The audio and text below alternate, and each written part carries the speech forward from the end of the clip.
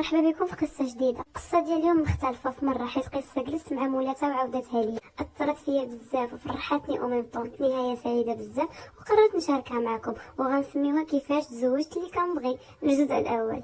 سلام، انا سميتي فريده، دابا عايشه في بلجيكا وفي عمري 54 عام. بابا كان خدام عسكري في ايامات ديال الحسن الثاني، وانا عايشه مع الام ديالي وجوج خواتاتي بنات وثلاثه ديال خواتاتي الدراري. ومن بعد ما خواتاتي البنات كاملين يتزوجوا دارهم، بقيت غير انا. وفي العمر ديال 16 عام قرروا الوالدين ديالي يزوجوني، وهما باغيين كيقلبوا ليا في العريس. قررت عمتي تزوجني لولدها اللي ولد امو وكيسمع غير الهضره ديال امو. ولكن ماشي هنا المشكل هو انا كنت عاشقه ديال ولد الخيال، كيحماق عليا وكنحماق عليه، وما كنتش كنشوفو بزاف. غير مات العيد لا خيط فيهم جلالب، ولا لا كان عندنا شي حضور وغنخيط شي تكشيط. وهنا اجي نعاود لكم كيفاش سلكت راسي من ولد عمتي وتزوجت باللي كنبغي. ايوا جات عمتي هضرات مع ماما وجاتها الصواب، واتفقوا غير يجي بابا من السفر يديروا الخطوبه. وبقيت انا وخواتاتي وماما كنوجدوا لدهازي، شمنك يا يزور، شمنك يا مخد، وشمنك يا منازل. ثم كتعرفوا الدهاز القديم ماشي بحال الدهاز ديال دابا. جالسه انا كنخيط وانا كنخيط قلبي معاه، كيفاش غندير حتى نتنم هذا المشكل وانا واحد اللي باغا نكمل معاه حياتي. المهم دازت الايام ودازت الشهور، وواحد النهار بابا دخل علينا في الباب. جا مسكين وما كانش عنده بقيته طويله، يعني كان خصني نديرو الخطبه والعرس من بيناتهم مده قصيره باش بابا يحضر، حيت ما عارفينش وقاش غيجي مره اخرى. ايوا جات عمتي وراجلها وولدها وهي فرحانه به وكتبابها به قدام الناس. جابوا الذبيحه وذبحوها قدام الباب، والعائله ديال ولد الخياط كيتفرجوا فينا وفرحانين وما عارفيناش انا وياه باش حاسين. ايوا المهم البنات، انا كانت عندي واحد صاحبتي اللي انا وياها ما تفرقنا حتى حاجه، ماشي بحال الصحبه ديال اليوم. ايوا كانت هي الخيط بيني وبينه، بالحكم انها هي كانت بنت خالة الخياط. ايوا كانت كدي وتجيب بيناتنا المرسول واتفقوا فوقاش نتلاقاو. ايوا صافي دازت ديك الخطبه، جابوا الدهات واتفقوا على النهار ديال العرس اللي كانت بينه وبين نهار الخطبه مده قصيره. ايوا جلسنا كنفكروا شنو نديروا، واش نهربوا بجوج؟ لا ما يمكنش، حتى اذا هربنا غيحصلونا. بقينا فكريه ما تفكر، حتى لواحد النهار طحنا على واحد الحل اللي غيبدل حياتي وحياته وحياة والدينا. قررت انني نحمل منه ونقول لهم باللي راني حامله.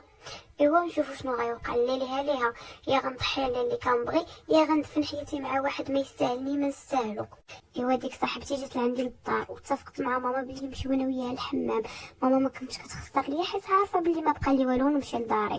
ايوا مشيت عنده المحل وقعت الواقعه، راكم فاهمين وفهمتوني. ايوا موراها مشيت للحمام، طرفت وجيت للدار دغيا، ما عاقوا ما حسوا بحاجه. بقيت الشهر الاول، الشهر الثاني، الشهر الثالث، حتى بدات كتبان عليا الكرش. ما قلت والو، خبيتها في قلبي حتى بانت الكرش وحصلوني مريض الدار. ايوا وقع اللي بغينا. جات عندي امي وكتغوت وتضرب، شكون هاد ولد الحرام؟ ومشيت قلت ليها ولد عمتي اللي غنتزوج به هو واحد النهار ركني ودار ليا وفعل ليا.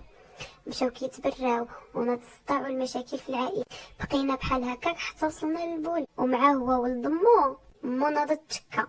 ايوا مشينا للبوليس وعشيقي واقف في الباب كيتسناني غير نعيط ليه، حيت انا وياه كنا متفقين على كلشي.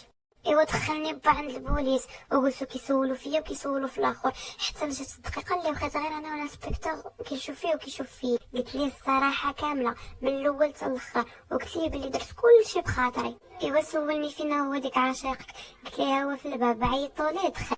ايوا دخل واعترف بكل شيء وقال لهم بلي كنتحمل المسؤوليه كامله. ديك الساعه اضطروا انهم يزوجوني به، واخا الشوهه وعائلتي تشوهات. جات عليا من الدار ديك الليله وهزيت دهازي اللي كنت جامعه وكنخيط فيه هادي شهور ومشيت لعند دارو. هو كانت عنده غير يماه باه ميت وهو واختو، رحبوا بيا بزاف ودخلوني دارهم. المهم انا كنت شرط عليه بلي اونفا غنجوجو ما بقاوش ناس لدينا، لان عارفه العائله غتشوف فيا بنظره ناقصه، وداكشي اللي كان كلشي كان يهني. والديا ما باغينش يتقبلوني. المهم كنت عايشه مكرفه، ولكن دازت الايام والسنين وزينا حوايجنا ومشينا لبلجيكا. عشنا تما 3 سنين. من بعد كنتصل بخوتي كيقولوا لي بلي راه مريض وعلى فراش الموت.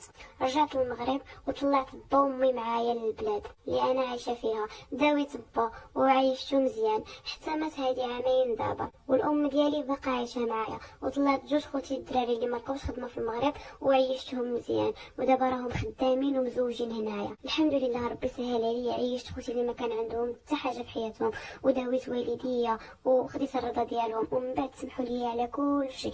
الحاجه النصيحه اللي هنقول للبنات، اذا لقيتي اللي تثقي فيه واللي ما يضحكش عليك كملي معاه، والله يسهل عليكم كاملين بيكم.